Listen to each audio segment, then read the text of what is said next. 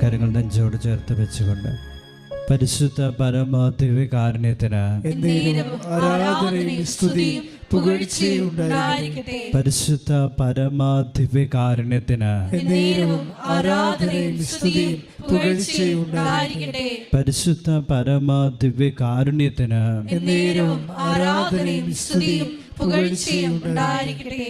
നമുക്ക് ഏറ്റുചൊല്ലാം. അമ്മേ പരിശുദ്ധ അമ്മേ, അമ്മേ പരിശുദ്ധ അമ്മേ, ദൈവമാതാവേ, ദൈവമാതാവേ, 2004 ഡിസംബർ 7-ാം തീയതി ഉച്ച കഴിഞ്ഞ് 2:30 കൃപാസനത്തിൽ സംഭവിച്ച അമ്മയുടെ പ്രത്യക്ഷപ്പെടലിനെ കുറിച്ച് തിരുസഭയ്ക്ക് സമർപ്പിച്ചിരിക്കുന്ന പഠനരേഖകളുടെ മേൽ വസ്തുനിഷ്ഠവും ദൈവശാസ്ത്ര വിധിപ്രകാരമുള്ളതുമായ അന്വേഷണ പഠനങ്ങൾ നടത്തി ആ പ്രത്യക്ഷപ്പെടലിലൂടെ പ്രകടമായ ദൈവമാതാവിന്റെ പ്രത്യേക കരുതലും സംരക്ഷണവും വെളിപ്പെടുത്തുന്ന പീഡിതരുടെ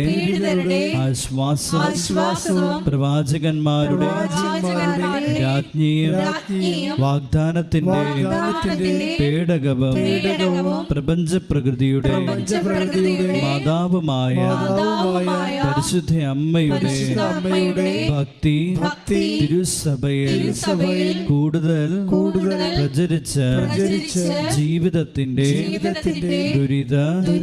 ദുരന്ത അവസ്ഥകളിൽ അകപ്പെട്ടു കഴിയുന്ന അനേകായിരം മക്കൾക്ക് ദൈവത്തിന്റെ സാന്നിധ്യവും സന്ധിപ്പും കൂടുതൽ അനുഭവിക്കുക വഴി ആത്മീയ വിശുദ്ധിയും ദൈവശക്തിയും കൈവരിക്കുവാൻ ഞങ്ങളുടെ കുടുംബങ്ങളെ ഇടയാക്കണമേ.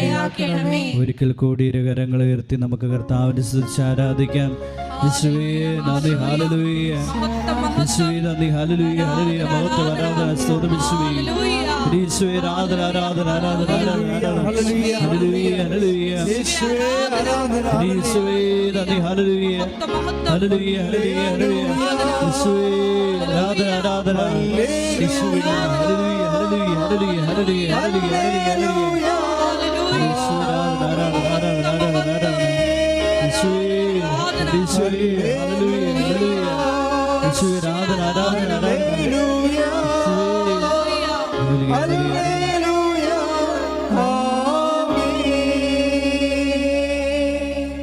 ഒരിക്കൽ കൂടി കരങ്ങളിൽ നെഞ്ചോട് ചേർത്ത് പിടിച്ചുകൊണ്ട് ശിരസ് നമിച്ച് നമുക്ക് അവിടുത്തെ ആരാധിക്കാം. പരിശുദ്ധ പരമ ദിവ്യകാരുണ്യത്തിന് ആരാധനയും സ്തുതിയും പുകഴ്ചയും ഉണ്ടായിരിക്കട്ടെ. പരിശുദ്ധ പരമ ദിവ്യകാരുണ്യത്തിന് ആരാധനയും സ്തുതിയും പുകഴ്ചയും ഉണ്ടായിരിക്കട്ടെ. പരിശുദ്ധ പരമ ദിവ്യകാരുണ്യത്തിന് ആരാധനയും സ്തുതിയും പുകഴ്ചയും ഉണ്ടായിരിക്കട്ടെ. നമുക്ക് ഏറ്റുചൊല്ലാം. അമ്മേ പരിശുദ്ധ അമ്മേ, അമ്മേ പരിശുദ്ധ അമ്മേ, ഭൂസ്വർലോകങ്ങളുടെ രാജ്ഞിയായ അങ്ങേക്ക് ഭൗമ സംരക്ഷണത്തിനായി പ്രപഞ്ച പ്രകൃതിയെ തന്നെ തിരുസഭ പ്രതിഷ്ഠിക്കുവാൻ ഈ പ്രത്യക്ഷീകരണം വഴി ഇടയാക്കണമേ. പരിശുദ്ധ അമ്മേ, ജപമാല മാതാവേ, സകല പ്രാർത്ഥനകളോടും ചേർത്ത് ഞങ്ങളിപ്പോൾ പ്രാർത്ഥിക്കുന്ന ഈ കുടുംബത്തിന്റെ പ്രത്യേക നിയോഗവും മൗനമായി പരിശുദ്ധ അമ്മയുടെ കരങ്ങളിൽ നമ്മുടെ എല്ലാ ജീവിത മേഖലകളെയും നമുക്ക് സമർപ്പിക്കാം. ഇന്ന് മനുഷ്യരാശി നേരിട്ടുകൊണ്ടിരിക്കുന്ന എല്ലാ പ്രതിസന്ധികളെയും ഈ ദിവസങ്ങളിൽ ഒത്തിരി പേർക്ക് കർത്താവിൻ്റെ സഹായം ഏറ്റവും അത്യന്താപേക്ഷിതമാണ്. അവരെല്ലാം നമുക്ക് സമർപ്പിക്കാം. ഇന്ന് ആദ്യമായിട്ട് ഉടമ്പടി എടുക്കാൻ വന്നിരിക്കുന്ന അമ്മ ഓരോരുത്തരെയും ദൈവകരങ്ങളിൽ സമർപ്പിക്കാം. പരിശുദ്ധ അമ്മയുടെ പ്രത്യേകമായ മാധ്യസ്ഥം നമുക്ക് ഈ സമയം യാചിക്കാം. ഈ ദിവസങ്ങളിൽ ഓപ്പറേഷന് വിധേയമാകുന്നവർ, മാരകമായ രോഗങ്ങൾക്ക് വിധേയപ്പെട്ടവർ, പരീക്ഷകൾക്കൊരുങ്ങുന്നവർ, കടബാധ്യതകളാൽ വേദന അനുഭവിക്കുന്നവർ, ജീവിതം തന്നെ തീർന്നു പോകുന്നുവെന്ന് വിചാരിക്കുന്നവർ, ആത്മഹത്യ പ്രവണതയുള്ളവർ, ഒത്തിരിയേറെ ഡോക്ടർമാരൊക്കെ കൈയൊഴിഞ്ഞ് ഇനി ഞങ്ങൾക്കൊന്നും ചെയ്യാനില്ല എന്ന് പറയുന്ന ഒത്തിരിയേറെ രോഗികൾ, മക്കളില്ലാത്ത ദമ്പതികൾ, വിവാഹം നടക്കാത്ത യുവതിവാക്കന്മാർ, എത്ര പഠിച്ചിട്ടും ജീവിതത്തിൽ ഉയരാനായിട്ട് സാധിക്കാതെ പോകുന്ന എല്ലാ വ്യക്തികളെയും നമുക്ക് സമർപ്പിക്കാം. സ്വന്തമായ ഭവനമില്ലാത്തവരെ സമർപ്പിക്കാം. ഈശോയുടെ സ്നേഹവും കാരുണ്യവും അനുഭവിച്ചറിയാനും പരിശുദ്ധ അമ്മയോടൊപ്പം ഈ ലോകമധ്യത്തിലായിരിക്കാൻ, ദൈവരാജ്യത്തെ ലക്ഷ്യം വെച്ചുകൊണ്ട് ജീവിക്കാൻ ഞങ്ങളെ എല്ലാവരും ഇടയാക്കണമെന്ന് നമുക്ക് അമ്മയുടെ പ്രത്യേകമായ മാതൃസ്നേഹത്തിനും മൗനമായി പ്രാർത്ഥിക്കാം. ഇന്നത്തെ ശുശ്രൂഷകളെയും ബഹുമാനപ്പെട്ട ജോസഫ് അച്ഛനെയും ഈ ദിവസം നമ്മൾ ഈ ആരാധനയിൽ പങ്കെടുക്കുമ്പോൾ അച്ഛനിലൂടെ കർത്താവ് നമ്മെ ഹൃദയത്തിലേക്ക് പ്രവേശിക്കാൻ, നമുക്ക് ആവശ്യമായ വചനങ്ങൾ അച്ഛനോട് ലഭിക്കാൻ, രോഗശാന്തികളും അത്ഭുതമായ എല്ലാ കൃപാവരങ്ങളും ലഭിക്കാൻ നമുക്ക് പ്രാർത്ഥിക്കുകയും ചെയ്യാം.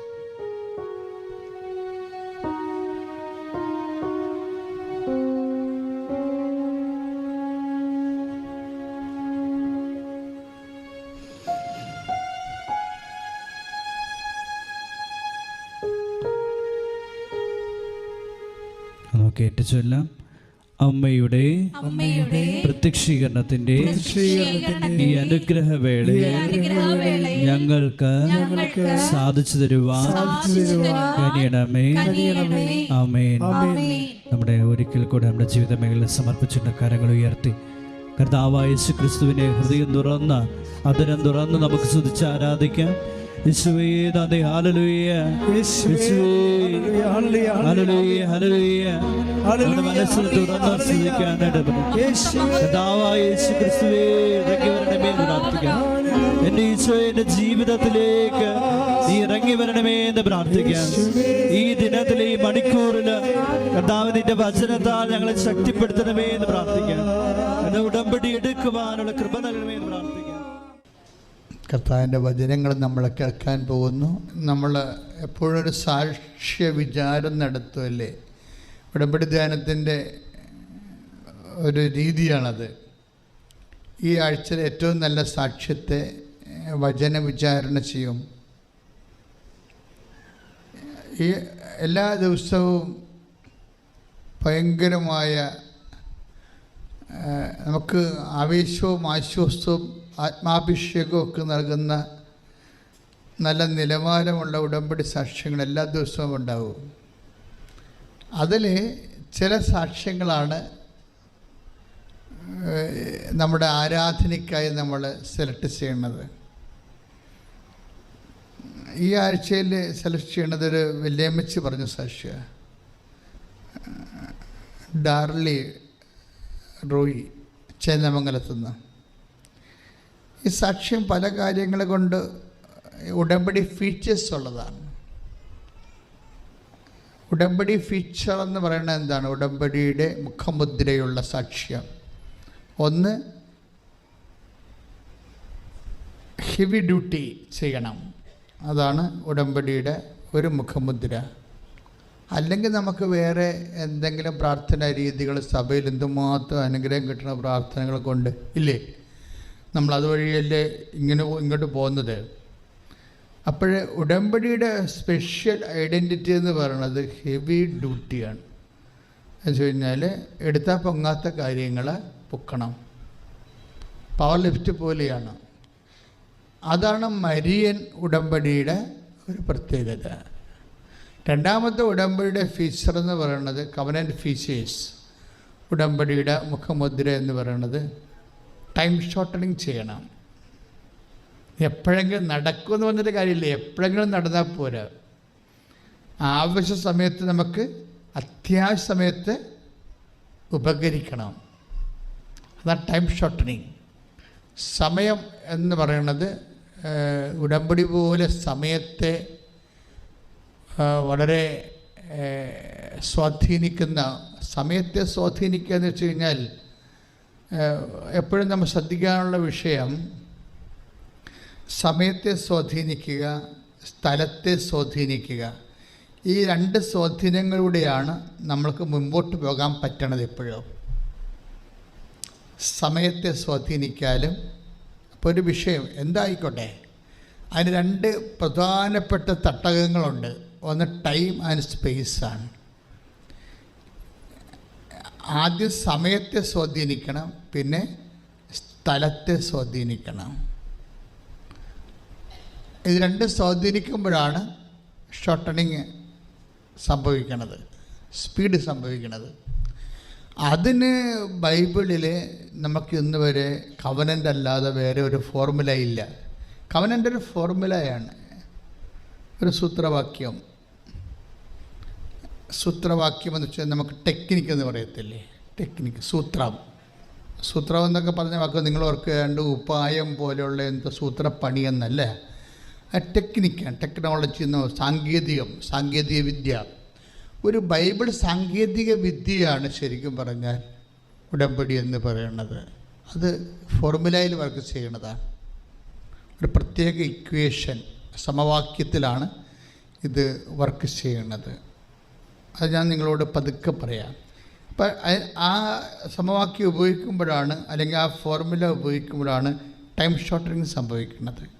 അതുകൊണ്ടാണ് ഇത് ടെക്നിക്കൽ ബേസ് ചെയ്ത് മനസ്സിലാക്കണം. ഒരു ഭക്താനുഷ്ഠാനം ആയിട്ട് ഇതിനെ റെഡ്യൂസ് ചെയ്യരുത്. മേ ബി ദൈവത്തോട് ഇടപെടുന്ന എല്ലാ വിഷയങ്ങളും നമുക്ക് ഭക്തി ഉണ്ടാവും. ഭക്തി ഇല്ലാതെ എങ്ങനെ നിൽക്കാൻ പറ്റും? പക്ഷേ ഭക്തി മാത്രമല്ല ഇതിന് പിന്നിലുള്ളത്.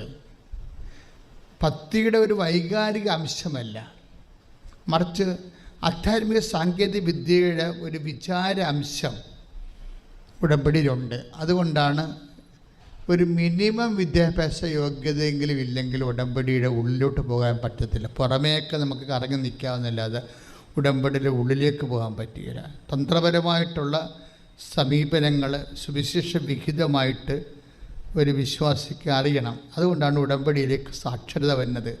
200 സാക്ഷരതാ ക്ലാസ്സായില്ലേ ഉടമ്പടി സാക്ഷരത, എല്ലാ ദിവസവും ഉണ്ടാവും.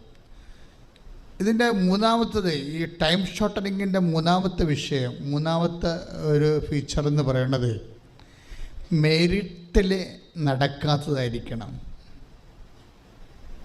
ഉടമ്പടിയുടെ മൂന്നാമത്തെ ഫീച്ചർ മെരിറ്റിൽ നടക്കാത്തതായിരിക്കണം. ദൈവമനസ്സിൻ്റെ ഏറ്റവും വലിയൊരു വെളിപ്പെടുത്തലാണ് not by merit but by grace. നിൻ്റെ യോഗ്യത കൊണ്ടല്ല, എൻ്റെ കൃപ കൊണ്ട്. പക്ക ഉടമ്പടി ഫീച്ചേഴ്സുള്ള, അതായത് ടൈം ഷോർട്ടനിങ് ചെയ്യുന്ന, സമയത്തെ ചുരുക്കുന്ന, അതുപോലെ തന്നെ നോട്ട് ബൈ മെറിറ്റിൽ വർക്ക് ചെയ്യുന്ന, യോഗ്യത കൊണ്ടല്ലാതെ കൃപ കൊണ്ട് വർക്ക് ചെയ്യുന്ന, അതുപോലെ തന്നെ ഹെവി ഡ്യൂട്ടി ചെയ്യുന്ന. പല ആൾക്കാരും പല വിധത്തിലും ട്രൈ ചെയ്തിട്ട് നടക്കാത്ത ഒരു കാര്യം ഇതാണ്. ഈ ഡാർലി റോയി പറയുന്ന ഒരു സാക്ഷ്യം. ഉടമ്പടിയുടെ 3 മുഖമുദ്രകൾ ഇതിൻ്റെ അകത്ത് അടങ്ങിയിട്ടുണ്ട്. നമുക്കിതിൽ ഏതെങ്കിലും ഒരെണ്ണം ഉണ്ടെങ്കിൽ നിങ്ങളെ രക്ഷപ്പെടും. ഉടമ്പടിയുടെ ഏതെങ്കിലും ഒരു കാര്യം വർക്കൗട്ട് ചെയ്യും, നോട്ട് ബൈ മെറിറ്റെങ്കിലും വർക്ക് ചെയ്താൽ നിങ്ങളുടെ കാര്യം തീരുമാനമാകും. അതുകൊണ്ട് എൻ്റെ മക്കൾ വളരെ ശാസ്ത്രീയമായി സൂക്ഷ്മതയോടെ ആണ് നിങ്ങളുടെ വിഷയങ്ങളെ ഉടമ്പടി ആപ്ലിക്കേറ്റ് ചെയ്ത് പഠിക്കണം. ഇത് ഉടമ്പടി ഒരു ആപ്ലിക്കേഷൻസാണ്. എൻ്റെ ആപ്ലിക്കേഷൻസിൻ്റെ വ്യത്യസ്തമായ ആപ്ലിക്കേഷൻസ് രീതികളുണ്ട്. ഓരോരുത്തരും ഓരോ രീതികളാണ് ഉപയോഗിക്കുന്നത്. ആ ബിബ്ലിക്കൽ നമ്മൾ ബൈബിൾ പഠിക്കുമ്പോൾ, ഞാൻ അവിടെ ബൈബിൾ പഠിക്കുന്നത് എപ്പോഴും സ്കൂൾ അനുസരിച്ചാണ് പഠിക്കുന്നത്. ഉടമ്പടിയുടെ സ്കൂൾസ്, ഇപ്പോൾ എന്താ സാംസൺ എന്ത് സ്കൂളാണ് ഉപയോഗിച്ചത്, മോസസ് എന്ത് സ്കൂളാണ് ഉപയോഗിച്ചത്, അതുപോലെ ഇങ്ങോട്ട് ഓരോ മനുഷ്യരും ദൈവത്തെ കണ്ടെത്തി ജീവിതത്തിൻ്റെ വലിയ ഭാരങ്ങളെ അതിജീവിച്ച, വെല്ലുവിളികൾ അതിജീവിച്ച മനുഷ്യന്മാർ കണ്ടുപിടിച്ച മാർഗങ്ങളൊക്കെ എപ്പോഴും ബൈബിള് വളരെ സുന്ദരമായ രീതിയിൽ നിങ്ങളോട് ബൈബിൾ വായിക്കാൻ പറഞ്ഞില്ലേ 1 മണിക്കൂർ എല്ലാ ദിവസവും, അരമണിക്കൂർ എല്ലാ ദിവസവും ബൈബിൾ വായിക്കണമെന്ന് ഉടമ്പടിയുടെ നിബന്ധനയുടെ ഭാഗമാണ്. അതെന്നാ സംഭവം എന്ന് വെച്ച് കഴിഞ്ഞാൽ വെറുതെ ഇങ്ങനെ ഇരുന്നുകൊണ്ട് എല്ലാവരും വായിക്കുകയല്ല. അതിൽ ബൈബിള് ദൈവത്തെ കൺഫ്രണ്ട് ചെയ്ത ഓരോ ബൈബിൾ വ്യക്തിത്വങ്ങളുണ്ട്. ഉദാഹരണത്തിന് കിങ് ദാവീദ് രാജാവ്, അദ്ദേഹം ഉപയോഗിച്ച മെത്തേഡ്, ദൈവാഭിമുഖ്യത്തിന് ഉപയോഗിച്ച മെത്തേഡ്. അങ്ങനെ എന്ത് മെത്തേഡാണ് ഉപയോഗിച്ചത്? അങ്ങനെ സാവൂളിൻ്റെ അടുത്ത് വരുമ്പോൾ സാവൂള് ഫിലിസ്ത്യരുമായിട്ടുള്ള ഗംഭീര യുദ്ധം നടക്കുകയാണ്. എല്ലാ സേനാ നായകന്മാരും പട്ടാള ജനറൽമാരെല്ലാം ലീവ് എടുത്ത് വീട്ടിൽ പോയിരിക്കുകയാണ്. ലീവ് എടുത്ത് വീട്ടിൽ പോയവന്മാരെ അവരുടെ ഭാര്യമാർ വിടണില്ല യുദ്ധത്തിലേക്ക്, തിരിച്ചു വരികയെന്ന് അവർക്കറിയാം. ഗോലിയത്തല്ലേ അപ്പുറം നിൽക്കുന്നത്. അതുകൊണ്ട് ഭാര്യമാരെല്ലാം ഇവരെ വട്ടപ്പൊട്ടിട്ട് പിടിച്ച് വീട്ടിൽ കുത്തി കെട്ടിയിട്ടിരിക്കുകയാണ് ഭർത്താക്കന്മാരെ. സാവോള് നിന്ന് തിരികെ ഇത് പമ്പരം പോലെ ചുറ്റിക്കണം. കാര്യം പട്ടാളക്കാരെല്ലാം ലീവ് എടുത്ത് പോയി. പട്ടാള ജനറൽമാരൊക്കെ എല്ലാം അവരുടെ ഭാര്യമാർ പോയില്ലേ ഞങ്ങൾക്കാരുമില്ല, കുഞ്ഞിനാരുമില്ല, എനിക്കാരുമില്ല എന്നൊക്കെ പറഞ്ഞുകൊണ്ട് കണ്ണീര് കൊണ്ട് കാല് കെട്ടി വെച്ചിരിക്കുകയാണ് എല്ലാത്തിനെയും പട്ടാളക്കാരെ. ഇങ്ങനൊരു അവസ്ഥയിലാണ് അപ്പം കൊണ്ട് ജസ്സയെ പറഞ്ഞു വിട്ടിട്ട് ചേട്ടന്മാർക്ക് കൊടുക്കാൻ വേണ്ടി ദാവീദ് വരണത്. ദാവീദ് ഇവിടെ വരുമ്പോൾ സിറ്റുവേഷൻസ് ദാവീദ് മനസ്സിലാകും. എന്താ കാര്യം? ഇത് സാവൂൾ യുദ്ധം ജയിക്കാൻ പോകുന്നില്ല. ഇസ്രായേൽക്കാരെ അപ്പം പോലെ തന്നെ ഫിലിസ്തീൻസ് തിന്നു തീർക്കും. അപ്പോൾ ആ മനുഷ്യന് പെട്ടെന്ന് ആത്മാഭിഷേകം ഉണ്ടാകും.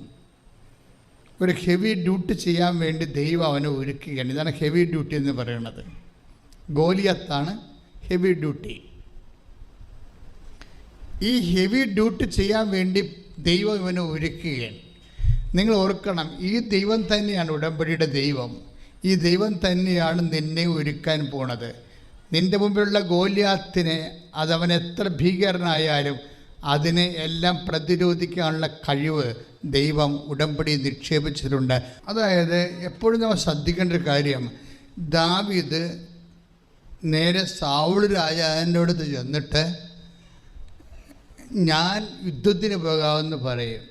അത് പറയണത് ഒരു ധൈര്യത്തിൻ്റെ പേരിലാണ്. അതൊക്കെ തന്നെ കാര്യം, അതൊക്കെ മുമ്പ് തന്നെ ഇവന് അഭിഷേകം വാങ്ങിച്ചിട്ടുണ്ട്. ഉടമ്പടി എപ്പോഴും നമ്മൾ ശ്രദ്ധിക്കുക. ഉടമ്പടി നിങ്ങൾ ആത്മാവിൽ ഒരു അഭിഷേകം കിട്ടാനുള്ള എല്ലാ സാധ്യതയും ഉള്ളത് ഉടമ്പടിയിലാണ്.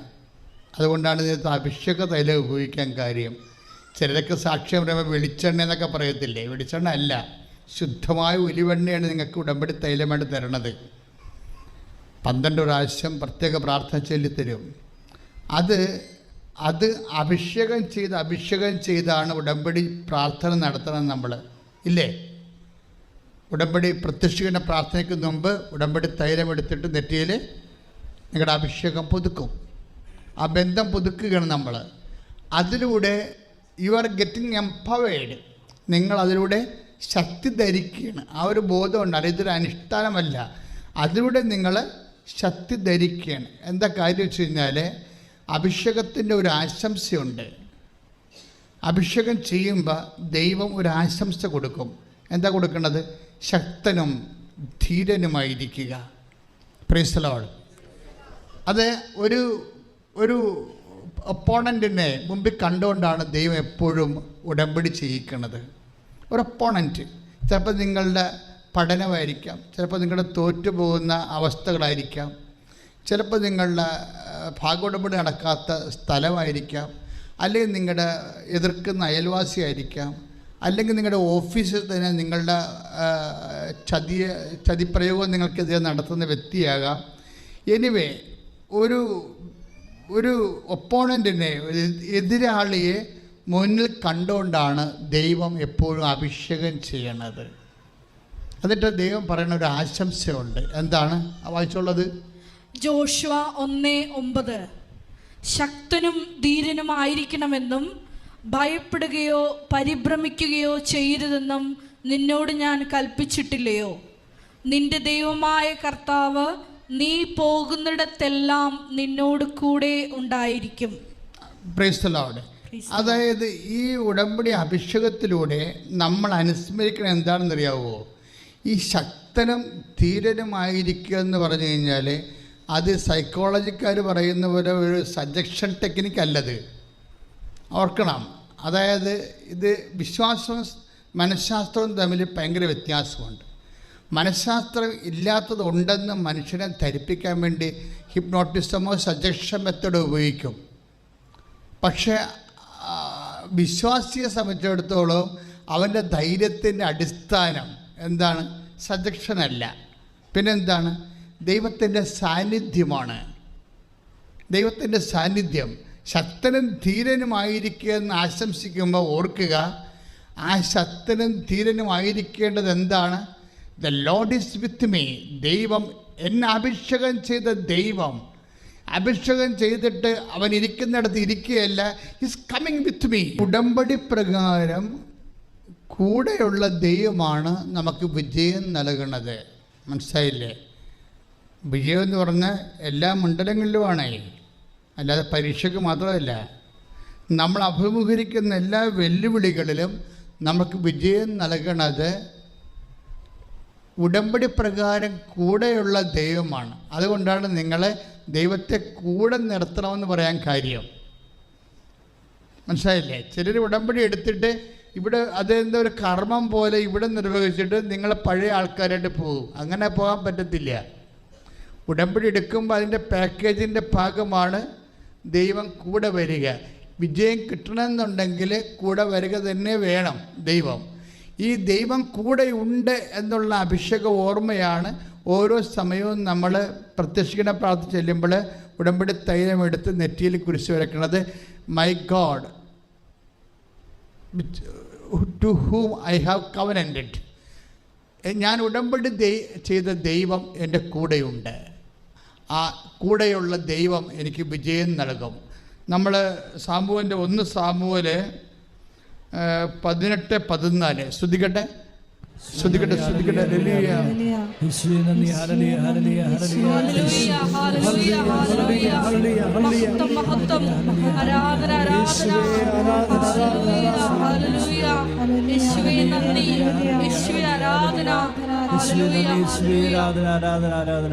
സാമുവേൽ 18:14 കർത്താവ് കൂടെ ഉണ്ടായിരുന്നതിനാൽ. ഏറ്റു പറഞ്ഞേ, കർത്താവ് കൂടെ ഉണ്ടായിരുന്നതിനാൽ. എല്ലാ ഉദ്യമങ്ങളിലും ദാവീദ് വിജയം വരിച്ചു. Price the Lord.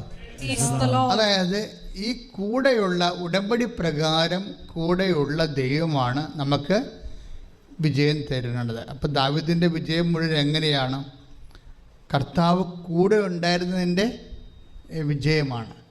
അത് കാരണം കക്ഷിയുടെ കയ്യിൽ നിന്നൊരു അബദ്ധം പറ്റിയപ്പോഴും ദാവീദ് നമുക്ക് എന്തെങ്കിലും ഇപ്പോൾ നമ്മൾ പോകുന്ന വാഹനം പെട്ടെന്ന് ഏതെങ്കിലും വാഹനത്തോടുകൂടി ഒന്ന് തട്ടിയെന്ന് വിചാരിച്ചോ, നിങ്ങൾ എന്താണ് ചെയ്യണത്?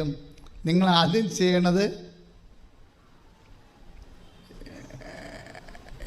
ഇപ്പോൾ യൂറോപ്പിലെ എവിടെയൊക്കെ പോകാനുള്ളവരാണെങ്കിൽ ആദ്യം അവിടെ വിസ സേഫാണെന്ന് നോക്കൂ അല്ലേ?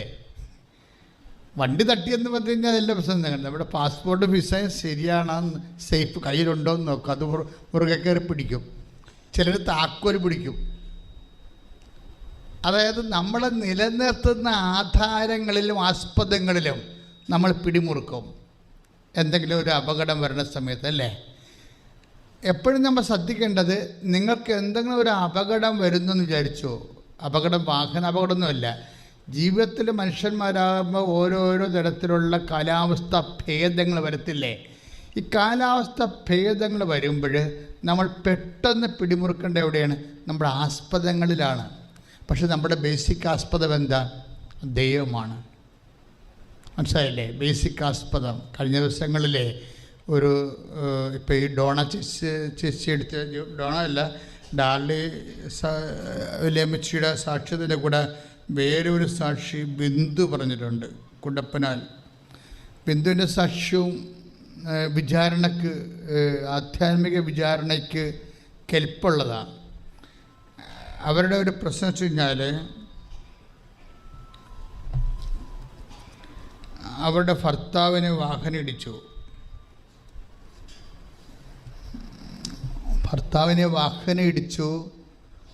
കുറേ നട്ടലുകൾ ഒടിഞ്ഞുപോയി. ഇയാൾ വെന്റിലേറ്ററായി കഴിഞ്ഞപ്പോൾ പക്ഷേ ഇവരുടെ വൈഫ് ബിന്ദു അവരാണ് ഉടമ്പടി എടുത്തത്. അവരെന്നാ ചെയ്തെന്ന് വെച്ച് കഴിഞ്ഞാൽ ഈ ഉടമ്പടി കാശ്രൂപം കൊണ്ടും തൈലം കൊണ്ട് ഓടി ഹോസ്പിറ്റലിൽ ചെന്നിട്ട് ഇങ്ങനെ രക്തത്തിൽ പിടഞ്ഞ് കിടക്കുന്ന ഒരു മനുഷ്യന് ആദ്യം ഉടമ്പടി തൈലം വായിലൊഴിച്ച് കൊടുക്കും, കാശ്രൂപം കയ്യിൽ കൊടുക്കും. എന്താ പ്രോബ്ലം വെച്ച് കഴിഞ്ഞാൽ എന്താ പ്രോബ്ലം വെച്ച് കഴിഞ്ഞാൽ ഈ മനുഷ്യനെ വിശ്വാസത്തിലേക്ക് കൊണ്ടുവരികയാണ്. പക്ഷേ ഇവർ ഉടമ്പടി എടുക്കാൻ യോഗ്യതയുള്ള ഒരു സ്ത്രീയാണത്. കാര്യം ഉടമ്പടി എടുക്കാൻ യോഗ്യതയുള്ളവർ ഉടമ്പടി എക്സിക്യൂട്ട് ചെയ്യാൻ യോഗ്യതയുള്ളവരായിരിക്കും. അപ്പം ഞാനോർക്കുവേ, നമ്മൾ ഈ ഗവൺമെൻറ് ഹോസ്പിറ്റലിലൊക്കെ ചെന്ന് പണ്ട് എപ്പോഴും ഞാൻ ആശുപത്രി സന്ദർശനത്തിന് പോകുമായിരുന്നു. അതൊരു ശുശ്രൂഷയായിട്ട് എടുത്ത് പോകുമായിരുന്നു എല്ലാ ദിവസമൊക്കെ. പിന്നെ ഈ പ്രാർത്ഥനയുള്ള ഇത് കാരണം ഇടവക്കാരും ആശുപത്രി കിടക്കുമ്പോൾ എന്നെ വിളിച്ചുകൊണ്ട് പോകും. അപ്പോൾ അവിടെയൊക്കെ ചെല്ലുമ്പോൾ ചില സമയത്തൊക്കെ ചില ഭർത്താക്കന്മാരൊക്കെ എന്തെങ്കിലും തരത്തിലുള്ള ഈ പൾസ് കുറയുകയോ അല്ലെങ്കിൽ ബോധം പോവുകയൊക്കെ ചെയ്യുമ്പോൾ അവിടെയുള്ള ഭാര്യമാരൊക്കെ വലിയ സ്വരത്തിൽ കാറി കർത്താവേ മാതാവേ എന്നൊക്കെ പറഞ്ഞുകൊണ്ട് ആശുപത്രി കിടന്ന് കാറ് നിലത്ത് വീണ് അവർക്ക് ചാകാനൊക്കെ പോണ പോലെയൊക്കെ. ഇപ്പോൾ ആര് ചാകുമെന്ന് നമുക്ക് കൺഫ്യൂഷനായി പോകും. ചില സത്യമായ ചില ചേട്ടത്തിമാരെ കല്യാണം കഴിക്കാൻ യോഗ്യതയില്ലാത്തവർ ഒത്തിരി പേര് കല്യാണം കഴിച്ചിട്ടുണ്ട്. എന്താ പ്രശ്നം വെച്ച് കഴിഞ്ഞാൽ ഒരു വിഷയം ഉണ്ടാകുമ്പോൾ ജീവിത പങ്കാളിയെ വിശ്വാസം കൊണ്ട് സപ്പോർട്ട് ചെയ്യാൻ പറ്റുന്നതാണ് ഏറ്റവും വലിയ പുരുഷധനമോ ഏറ്റവും വലിയ സ്ത്രീധനമോ. ഏറ്റവും വലിയ പുരുഷധനമെന്ന് പറയുന്നതും ഏറ്റവും വലിയ സ്ത്രീധനമെന്നും പറയുന്നതും ഒരു ക്രൈസിസിൻ്റെ മുമ്പിൽ ദൈവത്തെ പിടിച്ചെടുക്കാൻ കഴിവാണ് കരുത്തെന്ന് പറയണത്. അപ്പോൾ ഈ മനുഷ്യൻ പറയണത്, എനിക്ക് ഓർമ്മയുണ്ട് എൻ്റെ ബന്ധുക്കളും ഡോക്ടേഴ്സൊക്കെ ആശുപത്രി വരണതും ഓരോരോ കാര്യങ്ങൾ ചെയ്യുന്നതും, പക്ഷേ ഈ അസ്ഥികളെല്ലാം എൻ്റെ നെഞ്ചത്തിൻ്റെ ഉള്ളിൽ കിടന്ന് ഓടണ പോലെ എനിക്ക് തോന്നുന്നുണ്ട്. അത്രയും ഞാൻ പെട്ടുപോയെന്ന് പറയും. അപ്പോഴീ വൈഫിൻ്റെ സ്വരം ഈ മനുഷ്യൻ കേൾക്കും. പക്ഷേ നമ്മളിവിടുന്ന് പോകും, മാതാവ് നമ്മളെ സുഖപ്പെടുത്തി കൊണ്ടുപോകും. എന്താ പറയുക, ഇതാണ് എൻ്റെ ധൈര്യം എന്ന് പറയും. ഇതാണ് എൻ്റെ ധൈര്യം. അതുവെച്ചാൽ ഉടമ്പടി എടുക്കുമ്പോൾ ആ ഉടമ്പടി എടുക്കുന്ന വ്യക്തിയിൽ ശരിക്കും പറഞ്ഞ് എക്സിക്യൂട്ട് ചെയ്യാൻ കഴിവുള്ളവരാണെങ്കിൽ അതിനെക്കുറിച്ചൊരു അവയർനെസ്, ഉടമ്പടി എപ്പോഴും ഒരു അവയർനെസ്സിൻ്റെ പ്രാർത്ഥനയാണ്. എന്നുവെച്ചാൽ അവബോധം ഉണ്ടാകണം. അവബോധം, ഞാൻ ഉടമ്പടി എടുത്ത ആളാണ്, ദൈവം എൻ്റെ കൂടെ വരുന്നുണ്ട്, അമ്മ മാതാവിൻ്റെ സഞ്ചാര സാന്നിധ്യത്തിന് ഞാൻ അവകാശിയാണ്. അതുകൊണ്ട് തന്നെ ഞാൻ അമ്മ എൻ്റെ നിന്ന് വിട്ടുപിരിയാതിരിക്കാൻ വേണ്ടിയുള്ള രീതിയിൽ എൻ്റെ സ്വഭാവത്തെ ഞാൻ പുനഃക്രമീകരിക്കും. അങ്ങനെയുള്ള ബോധം നമുക്കുണ്ടാകണം. അതാണ് അവയർനെസ് എന്ന് പറയുന്നത്. അല്ല ഉടമ്പടി എടുത്തിട്ട് പിന്നെയും വീട്ടിൽ പോയി വായി തോന്നുന്ന പഴയ വ്യക്തികളെ പോലെ തന്നെ എടുത്ത് ചാട്ടവും മുൻകോവും കലഹവും ഭിന്നതയും പിടിച്ചുപറിയും കള്ളത്തരവും യക്ഷണിയും പരദൂഷണമൊക്കെ ഇട്ട് ചുമ്മാ നടക്കുന്ന ആൾക്കാരില്ല. അവർ ശരിക്കും പറഞ്ഞത് ഉടമ്പടി എടുക്കാതിരിക്കുന്നതാണ് നല്ലത്. എന്താ കാര്യം വെച്ച് കഴിഞ്ഞാൽ ഉടമ്പടിയിലൂടെ നമുക്ക് നൽകുന്നത് ദൈവസാന്നിധ്യം വിട്ടുപോകാതിരിക്കാൻ. ദാവീദ് വലിയ അബദ്ധങ്ങൾ ചെയ്തില്ലേ ഒരു മനുഷ്യന്. കാര്യം ദാവീദിൻ്റെ വൈഫ് സാവൂളിൻ്റെ മകളായിരുന്നു. അപ്പോൾ ജെസ്സയുടെ കുടുംബത്തേക്കാൾ കുറച്ചുകൂടി രാജകീയ കുടുംബമാണ് ഈ സാവൂളിൻ്റെ കുടുംബം. അപ്പോൾ അപ്പൻ്റെ രാജകീയമായ ജീവിതവും ആ ഭരണ നൈപുണ്യവും ഇസ്രായേൽ ജനത്തിൻ്റെ ആദരവൊക്കെ കിട്ടിയാണ് ഇവളുടെ ബാല്യകാലം തൊട്ട് ഇവർ വളരണത്. പക്ഷേ ദാവീദിനെ സംബന്ധിച്ചിടത്തോളം ഇവർക്ക് ഭർത്താവായി കിട്ടിയ ആൾ പക്ഷേ അയാൾക്ക് വലിയ പഠിപ്പൊന്നുമില്ല, അയാൾ ഇടയനായിരുന്നു. അത് കാരണം ഇവക്ക് ബേസിക്കായിട്ട് ഇവനോട് പുച്ഛമായിരുന്നു.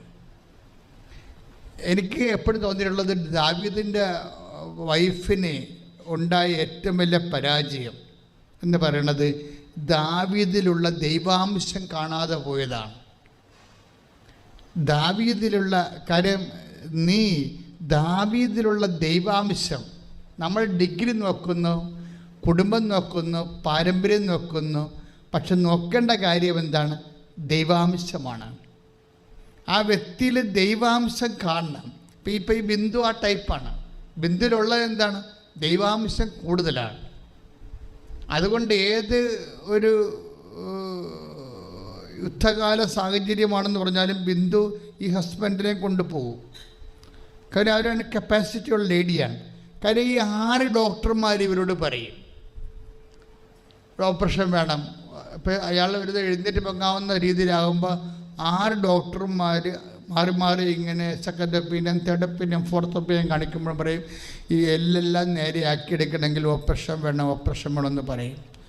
അപ്പോഴും ബിന്ദു പറയും ഓപ്പറേഷൻ വേണമെങ്കിൽ വേണം, പക്ഷെ അതിനാദ്യം കൃപാസന അമ്മയെടുത്ത് പോയിട്ട് വരാമെന്ന് പറയും. ഇതാണ് വിഷയത്തിൻ്റെ ലിങ്ക് മാറ്റം എന്ന് പറയേണ്ടത്. മനസ്സിലായില്ലേ? അതായത് ഈ വരികളിലൊക്കെ ഒടിഞ്ഞിരിക്കുന്ന ഹസ്ബൻഡിനെ വിശ്വാസം കൊണ്ട് ഗൈഡ് ചെയ്യാനുള്ള ഇവരുടെ കഴിവെന്ന് സ്റ്റിയറിംഗ് കപ്പാസിറ്റി എന്ന് പറയുന്നത് ഭയങ്കരമാണ്. അതായത് വിശ്വാസം നമ്മൾ ദൈവത്തിൽ കലർപ്പില്ലാതെ അവതരിപ്പിക്കുന്നതാണ്. ഇത് ഒരു ഇതിൻ്റെ നിലവാരം ഇത്തിരി കൂടിയ നിലവാരമാണ് വിശ്വാസത്തിൻ്റെ. ഈ മനുഷ്യന് നല്ല ദൃഢഗാത്രനായൊരു മനുഷ്യനാണ്. അയാളെയും കൊണ്ടുവന്ന് ഓപ്പറേഷന് മുമ്പ് ഇവിടെ കൊണ്ടുവരും. ഇവിടെ കൊണ്ടുവന്ന് മാതാവിനെ കാണിച്ചിട്ട് ഒരു ചീട്ടെടുത്തിട്ട് എൻ്റെ അടുത്ത് വരും. അപ്പം എൻ്റെ അടുത്ത് വരുമ്പോൾ ഞാൻ ഇയാളുടെ നടുവിനെല്ലാം തടവി 36 കൊല്ലത്തെ പൗരോഹിത്യത്തിൻ്റെ ഒരു യോഗ്യതയുണ്ട്. അത് വല്ലാതെ യോഗ്യതയാണത്. പിന്നെ പരിശുദ്ധ അമ്മ ജീവനോടെ പ്രത്യക്ഷപ്പെട്ടത് കണ്ട ഒരു യോഗ്യതയുണ്ട്. അമ്മയുടെ പ്രത്യക്ഷീകരണത്തിൻ്റെ യോഗ്യത, 36 കൊല്ലത്തെ പരിശുദ്ധ കുർബാന അർപ്പിച്ചതിൻ്റെ യോഗ്യത, ഇതെല്ലാം കർത്താവിൻ്റെ തിരുസന്നിധിയിൽ വെച്ച് ഞാൻ ഈ മനുഷ്യനെ പിൻകഴുത്ത് മുതൽ താഴെ വരെ ഇങ്ങനെ തടവും. അപ്പം ജനങ്ങൾ വിശ്വാസപ്രമാണം ചെല്ലുമ്പോൾ ഈ ഒറ്റ തടകിലൂടെ ഈ മനുഷ്യൻ പൂർണ്ണമായി സൗഖ്യപ്പെടും. അപ്പം ഞാൻ പറഞ്ഞു നിങ്ങൾക്ക് സാക്ഷ്യം പറയാൻ തിരിച്ചു വരാൻ പറ്റുമെന്ന് പറയും. എന്താ കാര്യം? ആ സമയത്ത് അറിയാൻ പറ്റും നമുക്ക്, നിങ്ങൾക്ക് സാക്ഷ്യം പറയാൻ വേണ്ടി തിരിച്ചു വരാൻ പറ്റുമെന്ന് പറയും. അപ്പോൾ ഇയാൾ പിറ്റേ ദിവസം പോയി സ്കാൻ ചെയ്ത് നോക്കുമ്പോൾ ഒരു പ്രശ്നമില്ല, മാതാവ് എല്ലാം സെറ്റ് ചെയ്തിരിക്കണം, എല്ലാം. അതായത് എനിക്കെപ്പോഴും പറയാനുള്ളത്, ഒന്നും ഇതിൻ്റെ അച്ചാണിയായിട്ട് പ്രവർത്തിക്കുന്നത് ആരാണ്? ഈ വൈഫാണ്. 6 ഡോക്ടർമാർ പറയുമ്പോൾ ഈ മനുഷ്യൻ പറയുന്നുണ്ട്, ഇത് ഈ അസ്ഥി ഒടിഞ്ഞാക്കി ഇനി എങ്ങനെ വരാനാണ്? പുള്ളി അദ്ദേഹം ബിന്ദുനോട് ഈ അസ്ഥി ഒടിഞ്ഞാക്കി എങ്ങനെ വരാനാണ്? നമുക്ക് ഡോക്ടർമാർ പറഞ്ഞാൽ കേൾക്കാം. അപ്പോൾ പറയാം ഡോക്ടർമാർ പറഞ്ഞാൽ നിങ്ങളെ കേട്ടോ, പക്ഷെ നമുക്ക് അമ്മയൊക്കെ ഇപ്പോൾ കണ്ടിട്ട് വന്നിട്ട് എന്താണെന്ന് ചെയ്യാം. അവരുദ്ദേശിക്കുന്നത് ിനേക്കാൾ മെച്ചമായിട്ടാണ് അമ്മ ആ വിഷയം ചെയ്യണത്. ആ സാക്ഷ്യം കിടക്കുന്നുണ്ട്, നിങ്ങൾ നോക്കണം. എന്ന് വെച്ച് കഴിഞ്ഞാൽ ഞാൻ എന്തുകൊണ്ടാണ് ഈ സാക്ഷ്യം ഇങ്ങനെ പറയണമെന്ന് ചോദിച്ചു കഴിഞ്ഞാൽ, നിങ്ങൾ ഇപ്പോഴും പല ആൾക്കാർക്കും നേരം വെളുത്തിട്ടില്ല. അവരിങ്ങനെ ഒരു അനുഷ്ഠാനം പോലെ അങ്ങനെ ഉടമ്പടി എടുത്ത് ഒക്കട്ടെ, ഒക്കുമായിരിക്കല്ലേ, ഒക്കത്താ കൊള്ളാം, ഇങ്ങനെയൊക്കെ പറഞ്ഞാൽ പോഴം കളിയായിട്ട് നടക്കുന്ന ആൾക്കാരുണ്ട്. ഒത്തിരി പേരുണ്ട്. അവർ സീരിയസ് ആയിട്ട് എടുത്തിട്ടില്ല, സാധനം വിഷയം എടുത്തിട്ടില്ല. ആരൊക്കെ ഉടമ്പടി എടുത്ത് അവർക്ക് എന്തൊക്കെ കിട്ടിയെന്ന് പറഞ്ഞ് ചുമ്മാ വന്ന് നമ്മളൊക്കെ ഇനി ഉടമ്പടി എടുത്തിട്ടില്ലെന്ന് വേണ്ട എന്ന് പറഞ്ഞുകൊണ്ട് വന്ന് ഉടമ്പടി എടുത്ത ആൾക്കാരുണ്ട്. ഇനിയിപ്പോൾ ഉടമ്പടി എടുത്തില്ലെന്നും പറഞ്ഞ് വേണ്ട, എടുത്തേക്കാം, എന്നാൽ അവർ ഉടമ്പടിക്കൊണ്ട് തന്നേക്കാൻ പറയും. അങ്ങനെ വന്ന് പറഞ്ഞിട്ടുണ്ട് പണ്ടൊക്കെ ആൾക്കാർ. ഇവിടെ ഒരു ഉടമ്പടി വേണമല്ല എന്ന് പറയും. അവരെങ്ങനെ പോലെ ഈ എന്തോ ഈ അമ്മ പറഞ്ഞിട്ട് മൂത്ത ചേച്ചിക്ക് പൂങ്കാവിൽ പോവുകയാണ്, വേറെ ചേർത്തലെന്ന് വന്ന് പൂങ്കാവിലേക്ക് പോവുകയാണ്. അപ്പോൾ മൂത്ത ചേച്ചിക്ക് എന്തോ നല്ല മീൻ കിട്ടിയിട്ട് കൊടുക്കാൻ വേണ്ടി അമ്മ കൊടുത്തു വിട്ടിട്ട് അനിയത്തി പോവുകയാണ്. അപ്പോൾ അമ്മ പഠിക്കവരെ മാടത് ഇടി ആ നീ പോണ വഴിക്കാ കൃപാസനോട് അവിടെ എടുത്തോളാൻ പറഞ്ഞു. അങ്ങനെ പിന്നെ ഞങ്ങളിവിടെ അപ്പോൾ ഇവിടെ അവർക്ക് നിർത്തി കാര്യം മീൻ ചീഞ്ഞ് പോകത്തില്ലേ, മീൻ അവിടെ കൊണ്ട് വെച്ചിട്ട് എളുപ്പം ഒരു ഉടമ്പടിക്കട്ടെ ഉടമ്പടി അവിടെ കൊണ്ട് ബഹളം ഉണ്ടാക്കും. അവർക്കറിയത്തില്ല എന്താ ഉടമ്പടി എന്നുള്ള സംബന്ധിച്ചിടത്തോളം. ആദ്യകാലങ്ങളിലെ കാര്യം പറയാം 2016 അപ്പോൾ ഇതുപോലെ അല്ലെങ്കിലും ഉടമ്പടിയോട് കമ്മിറ്റ് ചെയ്യാത്ത ആൾക്കാരുണ്ട്. അവർ വളരെ ശ്രദ്ധിക്കണം. കമ്മിറ്റ് ചെയ്യില്ല, എടുത്തു വെച്ചിട്ടുണ്ട് ഉടമ്പടി. എന്നിട്ട് ഇതുപോലെ ഓരോ പ്രത്യക്ഷയുടെ പ്രാർത്ഥന നടത്തുന്നുണ്ട്. പിന്നെ ഇതുപോലെ ഉടമ്പടി ധ്യാനം കൂടുന്നുണ്ട്. പക്ഷെ ഉടമ്പടിയിലേക്ക് അവർ ഇൻവോൾവ് ആയിട്ടില്ല. അവർ സ്വയമായിട്ട് അതിൻ്റെ അകത്തേക്ക് മുഴുകിയിട്ടില്ല, ഉടമ്പടിയിൽ മുഴുകത്തില്ല. അവരിങ്ങനെ ഒരു ഫങ്ഷൻ പോലെ ഉടമ്പടി എടുത്താൽ ഇന്ന കാര്യങ്ങളൊക്കെ ചെയ്യണം. അതുപോലെ 10 കാര്യം പറയുമ്പോൾ 4 കാര്യം ചെയ്ത് അങ്ങനെയൊക്കെ ഇങ്ങനെ അഡ്ജസ്റ്റ്മെൻറ്റിൽ ദൈവമായിട്ടൊക്കെ ഒരു അഡ്ജസ്റ്റ്മെൻറ്റ് ചെയ്ത് പോകും. ഈ ആൾക്കാർക്ക് ഒരിക്കലും ഇവരാണ് ലാഗ് ചെയ്യിക്കുന്നത്. ഉടമ്പടി ദാവീദിൻ്റെ ഉടമ്പടി സ്കൂൾ ഓഫ് ഡേവിഡാണ് ഇപ്പോൾ. Covenant and school of David. Covenant അതായത് ദാവീദിൻ്റെ ഉടമ്പടി വിദ്യാലയത്തിലാണ് ഇപ്പോൾ നമ്മൾ പഠിച്ചുകൊണ്ടിരിക്കുന്നത്. അതിന് ഇപ്പോൾ നമ്മൾ പറയാൻ പോകുന്നത് 16 വായിച്ചവനെ. എന്നാൽ കർത്താവ് സാമുവേലിനോട് കൽപ്പിച്ചു, അവന്റെ ആകാരവടിവോ ഉയരമോ നോക്കേണ്ട. ആരാണ് അഭിഷേകം ചെയ്യാൻ പോണത്? സാമുവേൽ പ്രവാചകൻ അഭിഷേകം ചെയ്യാൻ ജെസ്സിയുടെ വീട്ടിൽ വന്നിരിക്കുന്ന സംഭവമാണിത്. ജെസ്സിക്ക് എത്ര മക്കളുണ്ട്? 10-12 മക്കളുണ്ടല്ലേ. അതിൽ വില്ലന്മാരുണ്ട്, അതിനകത്ത് ബ്രിഗേഡിയർമാരുണ്ട്, പട്ടാള ജനറൽമാരുണ്ട്, മിടുക്കന്മാരുണ്ട്. പക്ഷേ ഇവരെ ആരും അല്ല എന്നാണ് ആര് പറയണത്? പരിശുദ്ധാത്മാവ് സാമുവേലിനോട് പറഞ്ഞിരിക്കുന്നത്. അവസാനം ഒരു ഇടയബാലൻ വരും, അതാണ് ദാവീദ് വരുമ്പോൾ പരിശുദ്ധാത്മാവ് പറയുന്ന കാര്യങ്ങളാണ് ഈ പറയണത്. 16:7 വായിച്ചോളൂ. എന്നാൽ കർത്താവ് സാമുവേലിനോട് കൽപ്പിച്ചു. എന്നാൽ കർത്താവ് സാമുവേലിനോട് കൽപ്പിച്ചു. എന്താ കൽപ്പിച്ചത്? വായിച്ചോളൂ. അവന്റെ ആകാരവടിവോ ഉയരമോ നോക്കേണ്ട. അവന്റെ ആകാരവടിവോ ഉയരമോ നോക്കേണ്ട. പറഞ്ഞോളൂ. അവനെ ഞാൻ തിരസ്കരിച്ചതാണ്. മനുഷ്യൻ കാണുന്നതല്ല കർത്താവ് കാണുന്നത്. അതായത് ഇത് ദാവീദിന്റെ ജ്യേഷ്ഠന്മാരുടെ അടുത്ത് വരുമ്പോഴേ പരിശുദ്ധാത്മ പറയണതാണ്. ദാവീദിന്റെ ജ്യേഷ്ഠന്മാർ നല്ല 72 മസിൽസൊക്കെ ഉള്ള യുദ്ധവീരന്മാരായിരുന്നു. ജെസ്സി അവരെല്ലാം യുദ്ധം പഠിപ്പിച്ചപ്പോൾ ദാവീദിനെ യുദ്ധം പഠിപ്പിച്ചിട്ടില്ലായിരുന്നു. അതുകൊണ്ട് ഓരോ ചേട്ടന്മാരെ കൊണ്ടുവന്ന് നിർത്തുകയാണ്. ഇവരാണ് രാജാവ്, അടുത്ത രാജാവ്. അതുകൊണ്ട് അഭിഷേകം ചെയ്യാൻ വേണ്ടി കൊണ്ട് നിർത്തുമ്പോൾ ഇവരുടെ മെസ്സിലും ഉയരവും സ്വർണ്ണ നിറമുള്ള മുടിയും സാംസനെ പോലുള്ള രാക്ഷസ ശരീരമൊക്കെ കാണുമ്പോഴേ പരിശുദ്ധാത്മ പറയുന്ന വാക്കാണ്. എന്താണ്? അവൻ്റെ ആകാരവടിവോ ഉയരമോ നോക്കേണ്ട, അവന് ഞാൻ തിരസ്കരിച്ചതാണ്. മനുഷ്യൻ കാണുന്നതല്ല കർത്താവ് കാണുന്നത്. അവൻ്റെ ആകാരവടിവ് നോക്കണ്ടെന്ന് പറഞ്ഞു കഴിഞ്ഞാൽ ഉടമ്പടി ഭാഷയെ പറഞ്ഞാൽ എന്താണെന്നറിയാമോ? മെരിറ്റ് നോക്കണമെന്നതിൻ്റെ അർത്ഥം മനസ്സിലായില്ലേ? ഉടമ്പടി വർക്ക് ചെയ്യണത് 2 കേസിലാണ്, 2 ഫാക്റ്റിലാണ് വർക്ക് ചെയ്യുന്നത്. Not by merit but by grace. Merit, നിങ്ങൾ മെരിറ്റില്ലാത്ത കൊണ്ട് പേടിക്കരുതെന്നതിൻ്റെ അർത്ഥം. You got the point. മനസ്സിലായില്ലേ? നിങ്ങൾക്ക് ഒരു വിഷയത്തിന് മെരിറ്റ് ഇല്ലാത്തത് കൊണ്ട് നിങ്ങൾ പേടിക്കരുതെന്ന് പറയുന്ന പുസ്തകമാണ് ബൈബിൾ. അങ്ങനെ ദാവീദിനെ സാവൂൾ അഭിഷേകം ചെയ്യും. നമ്മളെപ്പോഴും ശ്രദ്ധിക്കുക, നമ്മൾ ദൈവം ഉടമ്പടിയിൽ എന്താ സംഭവിക്കണത്? 2 കക്ഷികൾ തമ്മിലാണ് ഉടമ്പടി ചെയ്യണത് അല്ലേ? നിങ്ങളൊരു കക്ഷിയായിട്ട് മാറുകയാണ്. ഉടമ്പടി ചെയ്യുന്ന വ്യക്തി ഒരു കക്ഷി, പിന്നെ അടുത്ത കക്ഷി ആരാണ്? ദൈവമാണ്, ഈശോയാണ് കക്ഷി. അപ്പോൾ എപ്പോഴും നമ്മൾ ശ്രദ്ധിക്കേണ്ട ഒരു വിഷയം, നിങ്ങൾ ഉടമ്പടി ചെയ്യണത് ഇതൊരു പ്രെയർ അല്ല, ഇത് ബയലാറ്ററൽ എഗ്രിമെൻ്റാണ്, ഉഭയകക്ഷി ആണ്. ഉഭയകക്ഷി കരാറ് സമ്മതമാണ്.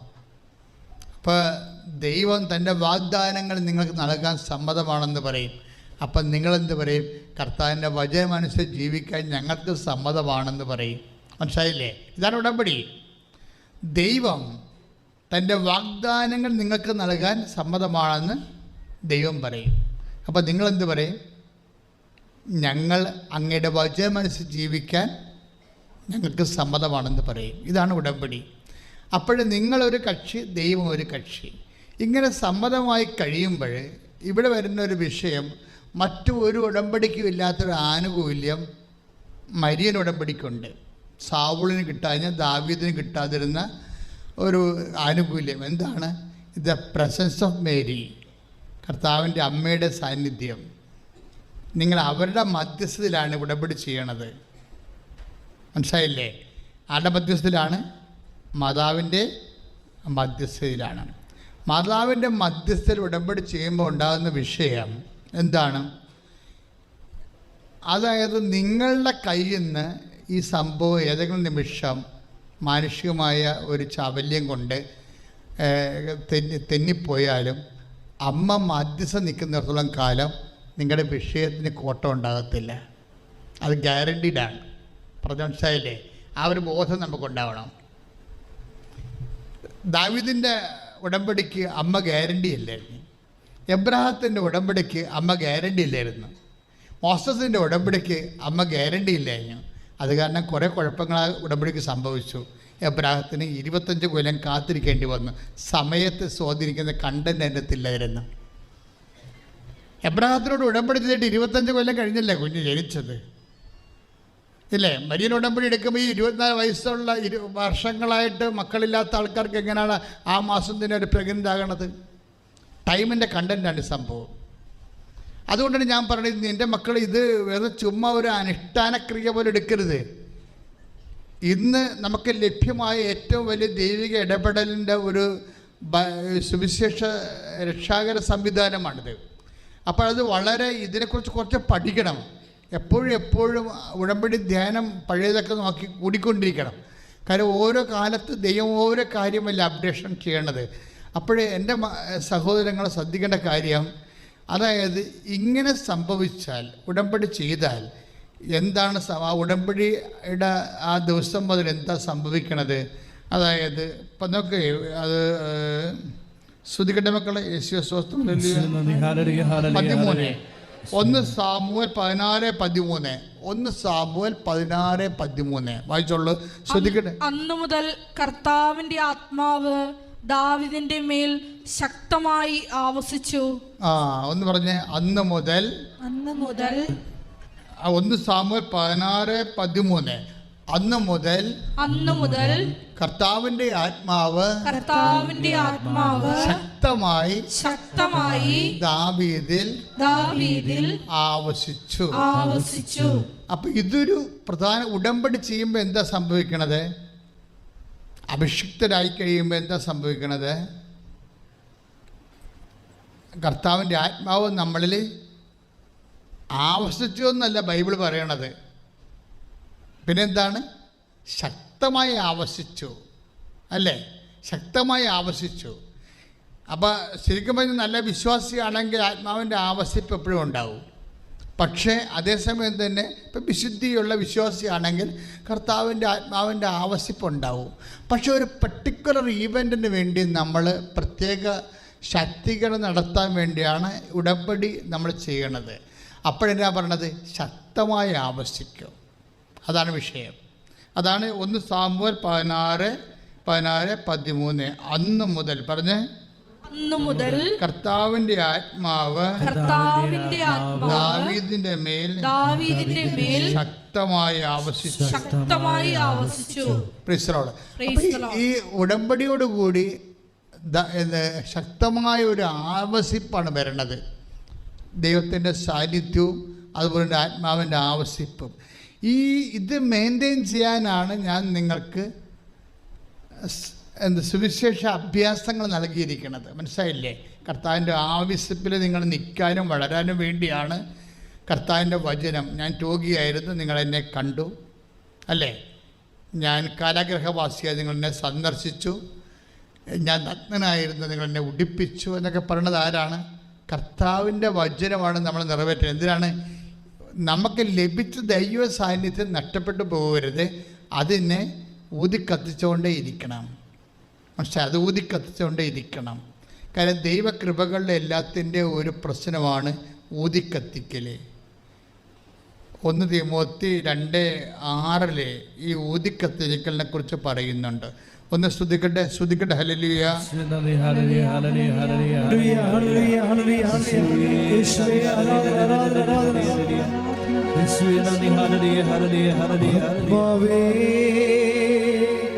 ആത്മാവേ ഞങ്ങളിൽ നിറയണമേ, ആത്മാവേ ആത്മാവേ ഞങ്ങളിൽ നിറയണമേ, ആത്മാവേ ആത്മാവേ ഞങ്ങളിൽ നിറയണമേ,